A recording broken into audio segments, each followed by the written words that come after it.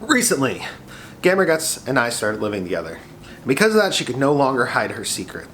Her dirty, dirty little secret that she's been having issues with her computer. You see, she's been hiding it from me because she doesn't want to offend me.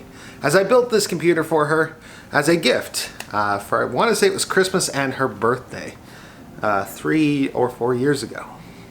Well, you know what, gamer? You should have told me about it because I come in and fix that thing. So, that's what we're doing today.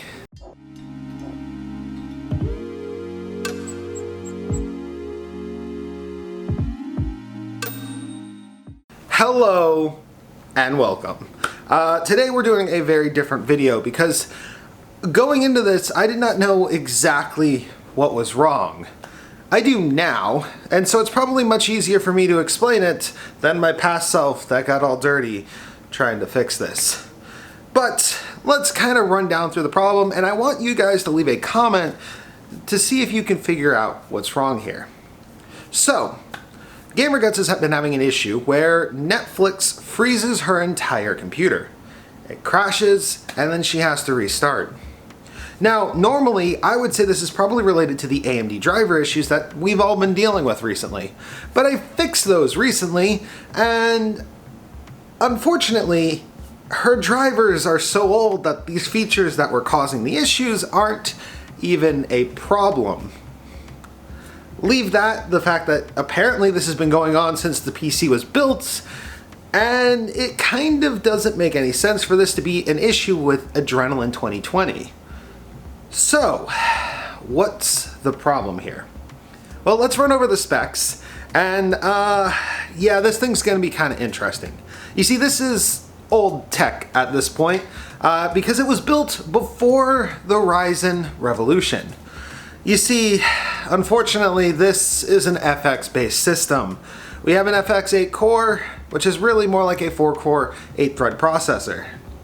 We also have 8 gigabytes of DDR3 RAM, and that's not exactly an easy upgrade as, well, DDR3 has now become more expensive due to the fact that there's less of it and it's no longer in production. We also have an R9 2000 series GPU in here, which means we're dealing with some old tech on the GPU. So we're going to want to check thermals on that to make sure we're not dealing with an overheating problem. And finally, we also have a pretty bog standard 1 terabyte spinning drive. No SSDs in the system to speak of, but we'll actually touch on that in a little bit. So, without further ado, let's start running down these problems. So the first thing I noticed upon booting up the system is that it takes quite a while. Now, this is most likely an issue with not having an SSD, but the timing still seems really iffy. It almost seems as if the system is struggling to read from the drive. So I decided to open up and check to see how much space she had remaining on her hard drives, and oh, yeah, there wasn't much left on there. So this is a pretty standard problem for most computers at this age. Their drives get full, you don't delete things, you put a bunch of games on them. So there's actually a really easy way to fix this. We can throw another drive in, no problem. I've got another terabyte laying around, and we can actually move the entire Steam directory, launch it on that drive, and it will work just fine on its own separate drive. I actually have this system running in my current build because it keeps all of my Steam games off of my main OS drive, and it kind of does speed things up a little bit. That is just one fix that we can do here. But another one that I immediately noticed is, for some unknown reason, the memory was in single channel mode. Now, it could be that I misinterpreted the manual when I built this computer, and I actually checked the manual, or could be we're having issues booting it, which we're going to touch on as well a little bit later, and I reconfigured it into single channel to try to get it to boot, which is most likely the reason. It's been a while. I don't remember why I built this thing the way I did. The final thing that I think is killing performance on this PC right now is the dust. And I mean, there is a lot of dust. Normally, I would not take a feather duster anywhere close to a PC, but there was so much dust that I needed to clean at least the hard surfaces with that because all I was doing was kicking dust everywhere. I really need a dust vacuum, and that would have helped significantly in this situation. So we've got dust, we've got a full drive, and we've got our RAM in single channel. Let's go ahead and fix all that.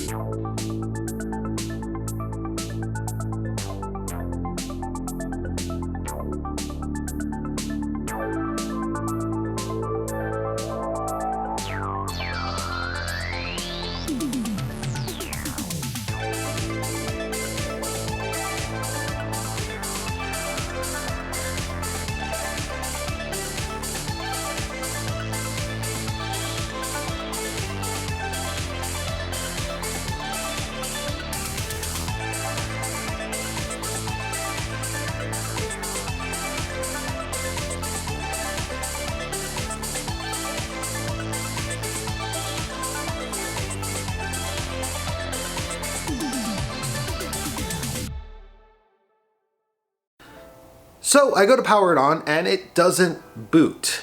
And I'm perplexed. I mean, all of these components are pretty much untouched. We've really just cleaned them up, reconfigured the memory, and added a hard drive. That should not ever cause the system not to post.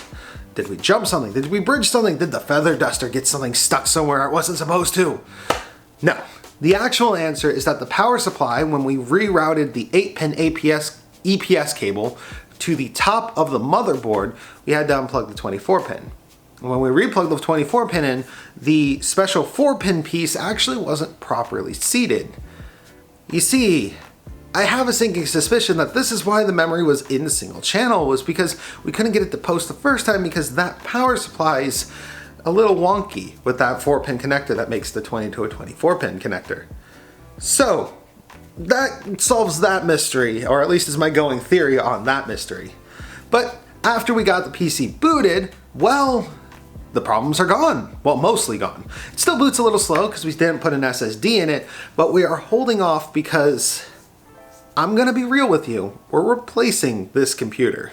But digressing a little bit, and we'll talk about that at the end here, putting a new drive in there and moving all of the Steam games did seem to actually mitigate some of the disk write issues and the disk read issues that were going on with this PC. Also, believe it or not, Windows was using the little bits of memory it could to cache data. There was a Windows backup partition created the second I put in a new drive, which to me tells me that her old drive was so full that on the main drive it actually couldn't download updates. That's kind of problematic, as not being able to properly update Windows can sometimes lead to additional issues. Overall, the system became a bit quieter as well and did run a lot cooler. On our test, our GPU was completely fine, but dusting it out actually did kind of lower the temperatures. And our CPU, the one culprit that I kind of had a sinking suspicion was overheating, ended up actually boosting and clocking higher, which of course again improved her performance. Overall, the system went from fairly unusable to a pretty usable state just by cleaning out the dust, adding a drive, and reconfiguring the memory. Essentially, the lesson here is be very careful about how you run your PC. You should be cleaning them yearly, to be completely honest. That being said, I am going to be replacing everything. I thought originally that I was going to keep the case. When I was working in this case, I had to route the EPS, or secondary motherboard connector, over the motherboard because there wasn't a cutout for it on the back of the tray. That's kind of problematic, but it's not the worst issue in the world. The bigger issue comes into the airflow of this case. You can actually kind of tell that I'm running this thing in a fully negative pressure setup, and the reason for that is because that's the easiest way to make this case not suck, or actually literally suck. But it's an old case. It feels really cheap actually, and even though it is a Corsair case, I kind of think it's time to move out of that thing. More importantly, we need to get her out of an AIO, because GamerGuts does not maintain her PC to the same level that I've maintained mine. So with an AIO, yes, it was more space saving, but a nice air cooler will probably do just fine. More importantly, DDR3 and the FX processor really need to go. A lot of her issues probably came from what's known as RAM dumping. It's a thing that RAM will do if it reaches capacity. It will try to dump out old information, and FX has a notorious problem where it would freeze and blue screen when it tried to do a RAM dump. I had this issue, so I know it existed, but it only happened if you exceeded the max amount of memory. That's actually why I ran 16 gigs in my FX system, which now I run 32. So it's the capacities aren't there, the speeds aren't there, and the supply isn't there for us to upgrade the memory, so we kind of hit that bottleneck immediately. Processor wise, she probably isn't doing too much that's going to peg it too hard, but if we go with a Ryzen 5 or even an older Ryzen 7, I think she'll have a much easier time with video production. In fact, she's been doing her own vlog series on her own YouTube channel. That was the whole moving vlog of us moving in together. Hers took a lot longer, but she also is a lot more artsy. She's much artsier. I don't know how to... More artsy, I guess, is the only way to really say that.